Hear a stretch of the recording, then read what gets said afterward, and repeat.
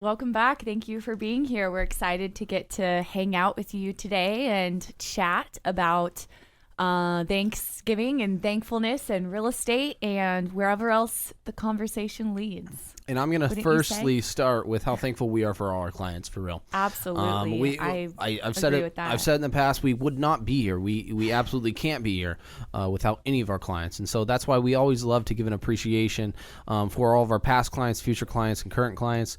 But also little love letters. We love doing that. I know Mariah's had somewhat of a busy month. A lot of us realtors kind of prep for like the next new year. So I'm already thinking for the year of 2022. Oh. And we love getting thank you cards, letters, stuff like that out. And I just can't iterate this enough is how thankful we are for all of our clients. We can't do anything without you. And us at the Veterans Crawford Realty Group really love you guys. That's so true. I just got a really sweet message from a client today, and it just made me think, like, man, we get to work with some really amazing people that we never otherwise would have the chance to get to know and be in relationship with. So we love it. Where'd she message you at? But I was going to say, what? Where'd she come from? Where'd she message you at? On my phone? Well, Instagram, Facebook? Oh, where'd the client come from? Yeah. Oh, they came from YouTube. Oh. That's where that's like where my favorite clients come from. I don't know why. The people that come from YouTube are just so awesome to work with. Let's plug you right now. Where's that YouTube channel? Well, you can listen to our radio show at Real Estate with Mariah and Spenc if you look that up on YouTube, or Home with Mariah Vetress Crawford. We get more tips for home buying and selling, that type of thing on there. But what I was going to say was also happy first day of the business new year, because starting right around now, any homes that are under contract are going to be most likely closing after the new year in 2022. So 2021 is kind of over. Right. In if a you way. think about it, if you're talking about real estate terms, that's a really good point, though. That's a super good point, because a lot of people, they're like, we're still in the year of 2021. Yeah. Well, technically, we're not. Your home, if we were to get it under contract today, unless you're a cash buyer, we're going to close in 2 weeks. If that's what you want to do, we could go for that. But for the majority, we're looking at 45-day close periods, and that's just kind of general education that we'd like to give out. It used to be, 30. We'd close things in 30 days. We still can at some points, but it's really a matter of the lender and appraisals at that point, because we can get inspections, everything done. But if the full team on the lending side hasn't come in to do their job, basically, and that's why I'm always kind of pestering them and on them. I'm kind of a nuisance sometimes if things don't go our way. But I feel like everybody needs that like pit bull, that hound dog, to just make sure everything stays on topic and track, because if it doesn't, I'm sure you've seen this, though. You've sure seen a deal fall sideways. Usually no fault of yourself. Maybe it was, but things are out of your control at some parts. Right. No, that's definitely true. Mm-hmm. Definitely true. Well, we have a handful of questions today that we actually have asked. We asked on our Instagram for questions about real estate or anything. And then we also have questions that we've taken from our YouTube channel that are things we haven't really answered or covered. So we have a mixture of places, a very wide variety. We're going to talk about everything from questions from other realtors, because some of our audience is people who are also working in the real estate field, career questions, home buying and selling, of course, and then even some questions about like moving to Oregon and living in Oregon. So got a spicy look at things. But before we get into it, how's your week been? My week? Yeah. Well, it just started. Something new, though, that I like to share. We are in a change of season, a swing of season, I'd like to say. Thanksgiving just happened. We're heading into Christmas holiday and even the New Year's. And it's right around the corner. And with that being said, I coach out at Cascade High School, assistant wrestling coach out there. And what we've been going through this last week and a half, because season just started a week ago, so we're 7 days in, and so we're getting our morning practices in, we're getting those daily doubles. I'm sure when you were in high school as the audience, you remember going through daily doubles. Most men in football, they're early. They are early. I get to school at about 5:15, 5:30, and we prep and we work hard. We're building a program there, so if you got kids that want to wrestle, we got a beautiful mat club out there as well. My brother's actually participating in that, Cody Crawford, and Jason Level, the head coach at Cascade High School, which is really unbelievable to have as leaders for that program, both D1 athletes, D1 wrestlers at Oregon State. And that's kind of what I've been up to. Besides real estate, obviously, that's just a little always personal. up to real estate. That's always it's always happening. Yeah. What do you got? Any good stories? Any good war stories for us? Give us one story. Give me a good story. Well, I can't think of any real estate stories, but I did have an embarrassing moment yesterday. Do you want to hear about it? If it's the one that I'm thinking about, I texted you, but I didn't actually tell you what happened. You need to tell the audience what this happened. I feel so bad. So I was getting my hair done at a hair salon downtown Salem yesterday, and there's a lady sitting at one of the little like hair salon stalls next to me. She's an elderly lady, but she's yeah, anyway, I'll get to that. But anyway, so there's happy birthday balloons all over her stall or whatever you call it that she's getting her hair done at. And there's a balloon that says 100. So I kept thinking the whole time I'm getting my hair done, this lady looks really good for being 100. Like, good for her. It's her 100th birthday and she's getting her hair done on this birthday. But anyway, so I asked her, I was like, is it your birthday? Happy birthday. I was trying to be nice. And I found out it actually wasn't her birthday. The balloons were for the hairdresser. It was her birthday, and it was said 100, not because it was this lady's 100th birthday, but because she reached her goal of 100 something. And I felt really bad because now she thinks I think she looks like she's 100, and she's clearly not. She was older, but any bad looks? How much longer were you in that chair for? I mean, an hour? I didn't even know what to say because I wasn't even really embarrassed. I just felt bad for her because I was like, well, shoot, now she thinks I think she looks like she's 100. But there's no way to get out of it either. It was awkward. There's no way. Yeah, anyway, that's my story. Okay, so that I think beat mine, any of my stories. Don't go around saying happy birthday to 100-year-olds that aren't really 100. Thought I was being nice. No, only that would happen to Mariah, though. Just reverting on her personality. Only that scenario would happen to Mariah. With 100 up there, you're going, now, could she be 100? It's all I kept thinking. Dare? Like, I know, right? And just by saying happy birthday, you've acknowledged she's probably 100. Why would there be a Mariah, 100-year balloon with happy birthday if it wasn't her 100th birthday? Like, she was clearly older, but Listen not, to this, though. Did she look 100? No, but does anyone? I don't know what a 100-year-old looks like. Anyway, I just kept thinking, good for her. She's getting her hair done on her 100th birthday. She's bleaching it. That's awesome. Anyway, why don't we get into some of these questions that we have? Sound good? Yeah, I'd love that. Okay. It beats your 100-year-old story we just had. Okay, so first question is, can you get a loan for a mobile home and land, or are they separate?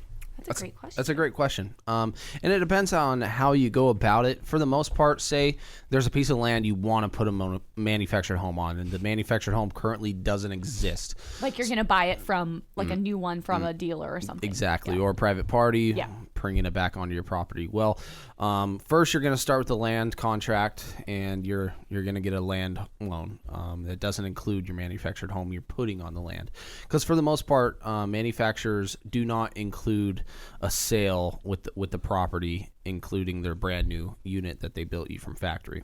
So you're going to be doing two separate loans in a sense. You're going to do your land loan, and then you're going to do your factory home loan. So that wouldn't all be one loan. It would be done separately. Could you wonder once you've got it all settled in and you've been there for a while, you can bring it back into one loan maybe? That's a really good question. Your lender would know more about than I would. I could only assume, yes, that's the correct. That's how I would want to process that, rather than keep them separate. Yeah. Okay. How to choose your first brokerage as a new realtor? What things are a must? I know when I was looking for a brokerage to hang my license at, the biggest things that I was looking for were training, because we all know there's this business. It's fairly low, like entry, easy to get into. But then once you get into it, it's like, well, shoot, I'm an independent contractor. They didn't teach me how to actually work with clients or sell houses or get clients in real estate school. So now what? So working somewhere that has very, very great training is a must, or you're just not going to know what you're doing. And you and I mean, let's stick to the subject just a little bit and kind of brag about like our brand and like why we've created and stayed where we've been. Because we love our company. I've been involved with quite a few agents, obviously, through the year, but just yearly. I mean, we have transactions, right? Right. And out of those transactions, you're working with another side, that agent representing the other side, and they're coming from different brokerages. Let me ask this question on to you, Mariah. Why do you stay at Berkshire Hathaway? Well, one main reason is because I get asked a lot, like, hey, you should join EXP, or, you should join whatever. But one of the main things that I notice when I talk to other friends that are realtors at other brokerages that they don't have is our company. They do so much for us. I mean, because it's a larger brokerage. There's a lot of agents at our office. It's not a smaller company, but they do so many things. Like it's basically, the way I see it is like having assistants and people that you would essentially be paying to do these things that like non-dollar producing activities, if you will, little things. Just a small example: putting up a sign, taking down a lockbox, and there's so many more things, but that's just an example. Those are things that at a certain point, once you scale your business, you're going to be paying someone to do that. If your company doesn't, I think it's a lot easier to just go to a brokerage where they do that for you. Maybe you're paying a little more, but it's a lot easier than dealing with like hiring people, firing people, training, and payroll, all of that. So that's a good reply, thing because that's keeping me there is that they just do a lot for us. And that's what I wanted to hear, though, because if you're a new agent, we just talked about new agents, and why you seek a brokerage or something to that effect. It's easy to go somewhere where out of every commission, their brokerage just takes like $500. It's so tempting, and I get asked that, like, why don't you go here? You make enough sales. Do you know how much more money you could be saving every commission? Well, at the end of the day, we went to Norman Webb off of 12th Street here in Salem for our real estate school, and he actually talked about it. And at the end of the day, when you tally an average and do your charts, you walk away with just about the same amount of money. It's very close. Because in our industry especially, though, time's money. And it's very important. I got asked the question yesterday, actually. Hey, Spence, how many hours do you work? Like, you work. And I'm like, yeah, of course I work. He's like, but you're here, you're there, and, you're not doing real estate, obviously, right now. I'm like, well, you include it into your life, like I get home. It's very difficult to put a time frame on that. I know, right? I couldn't really give him the hour of the day. Like I said, I had morning practice, but right after morning practice, I went straight from there, 8 a.m., all the way to Lebanon today, and I just made it a part of my life. Got on the phone. I have a headset. And I'm calling, messaging, working contracts. I still have to get addendum signed. It's just time management at that point. And so it's very hard to put an actual time on it because it kind of just is your life. Like it's just a way of doing life, Obviously we have boundaries where we can't just be looking at our phone 24/7. We have families to be, giving our attention to and other things to do, but it's very hard to actually put like a. So it's different than most professions that people work in because this is more of a lifestyle choice than it is maybe a profession choice in a way. And I wouldn't have it any other way. I mean, we could be at doing a family event and I'm getting back to a client. Is that working? Is that counted as working or not? I don't know. Like I wouldn't count it, but I guess I technically am. But that's I'd how say I if your see it. professionalism becomes your life, then I think you're in the right industry. So It's fun. Very fun. Okay. So the next question is one that is from YouTube, and they asked, is the rainfall and cloud coverage in Salem equivalent to Portland? What about Seattle? Okay, a little bit different of a question than the other ones we talked about today. I got to go to the news station for this one. Okay, I will say we do have less rain in Salem, in Oregon, than Seattle. Okay. Wouldn't you agree? I think I've heard like a statistic where we do have like a good I know less. that it's cooler up there by several degrees. You see their record highs are lower than our record highs when we hit it. But I don't know about rainfall. I know rainfall. I feel like we're very connected with Washington statistics. But Portland and Salem, like, is there a difference? Like sometimes it'll be snowing in Portland and it's not snowing here. Yeah, the river will have that impact, but the sound might have some impact on Seattle some way. True. But the Olympics up there is one of the wettest spots in the world. Really? See, and I'm not educated, but I don't know if that translates to anything that's on the mainland there. I would say it's pretty similar, at least similar enough to not be a significant difference. Let's reverse if you're trying this to decide where to live based off this, I think you either don't mind the rain or you don't like it, and you should just live somewhere else because it's going to be pretty similar. Okay, there we go. This next question is, how do you split the roles between husband and wife when working together? We actually did a whole show on this a while back, so I don't think we really need to like go too in depth with it. Go back and check out that show if you want all of the details. But I don't know. What do you think? I love what that do you answer. have to say? That was good. That was like go around the answer without a question, without answering it. It's for me. I delegate times and communication, obviously, but then also if we are set to have a date night or whatever, and we still work on this every week, we need to always get better, right? Because you can neglect easily, and especially with Astrid, I mean, it makes it so hard. You just have to be a lot more intentional. Obviously, before you became, that's you the can word. Be like, hey, let's go to dinner tonight or whatever. Seriously. But now you have to take into account other people's schedule because you have to think about like babysitting and stuff. But right. Like the other weekend, though, we went to a comedy club. We went up to Portland. We got to watch David Spade. Last weekend. Yeah. Yes, it was so funny. It was really good. That show got delayed since 2019. Yeah. I couldn't believe it. So we finally got in there. We got our rapid tests done. We got First in the building. time we ever had a COVID test done. I liked it. I was really nervous because my nose got swabbed. I wanted to do it myself, but the guy that was working at the booth stuck. A lot of people probably. The guy stuck the thing or swab up my nose. I didn't like it. I was scared. That's what I mean. If you've had that done to you, you know what it feels like. It's not good. Like my eyes started excited. watering. I was like, can you be a little bit more gentle, And they're doing it for like 15 seconds. Yeah. Each nostril. Yeah. I was couldn't believe it. Taking deep breaths and thinking about the beach. But there's simple things like that. Like that we just went out and did, and obviously we had fun together. Yeah. Were we working that night? No. We didn't. Were you? We didn't. No, we intentionally literally put our phones away. Yeah. It was on airplane mode, and we walked. We walked through the city, and we did our thing together. And there's simple things like that. By the way, if anyone is listening to this and lives within, close to Salt and Straw in Portland, definitely go try their Thanksgiving, the Thanksgiving flavor, their honey. No. It was Thanksgiving rolls and hot honey butter or something like that was the flavor of ice cream, and it had the ice cream actually had. Sorry to go off, but I just have to share this because it was so good. It actually had pieces of rolls, like Thanksgiving rolls in the ice cream, which you'd think would be gross having bread in your ice cream. I wish I would have discovered it sooner because. So where was this again? It was better than their olive oil ice cream. Salt and Straw. Yeah. Yes. Go give it a try. Handmade, unique around. ice cream flavors. Yes. And if you haven't been there, they have 3 different locations, Oswego and 2 on different sides of Portland. But a Thanksgiving roll ice cream flavor blew my mind. I wish it was year round now. You I want to go back. That much? Yes. It was legit. And I'm very picky. I'm not even an ice cream person. Usually I only like their olive oil ice cream, and that's the only ice cream I really care about. But so good. What motivated you to try that? Her personality. I just saw that's it. Mariah. They have all kinds of weird flavors, and I saw it and I thought, that's interesting. I want to know what it tastes like, and then I had to get it. It was Anyway, what were we talking about? Well, we were just talking about how we work balance in our marriage. Roles? Yeah, how do we split our roles as husband and wife when working together?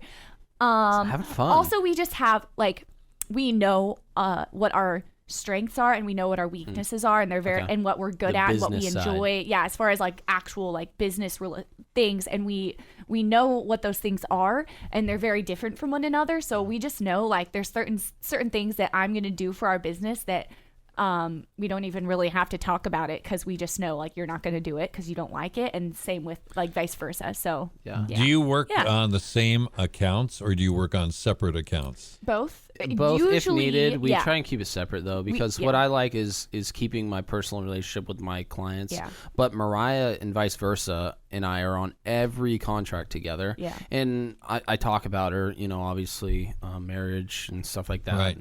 And so my clients are comfortable if she were to call or right. need to handle an addendum. If someone needs to step in, we will, but we, for the most part, try to keep it separate so our clients aren't like, who do we call? Which one of you do we contact for this? They know who the go-to person is. But, well, I can just see where a schedule would get tight one day and just say, Mariah, could you call them and get them up to date on this? And that's this? happened. Yeah. Or swinging by the house. Right. Hey, I can't. I'm on this appointment. Can you go swing by and check? So it's really cool though, because it leverages really well that way. It does, because you get realistically this is not a joke. You get 2 agents for the price of one.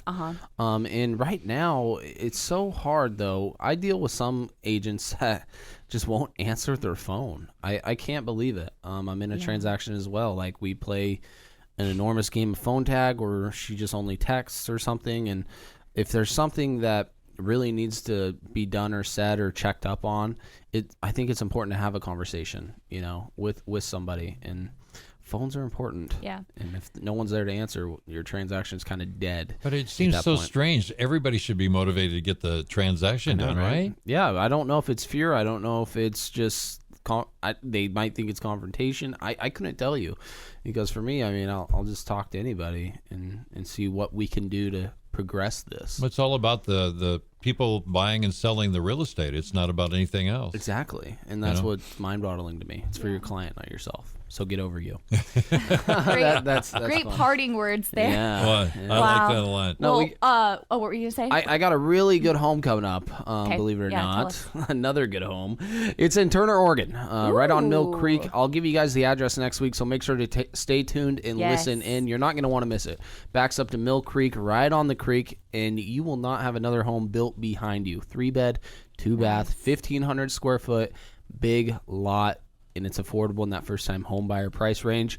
And I love it because we're in the Cascade School District. Talk to you later. All right.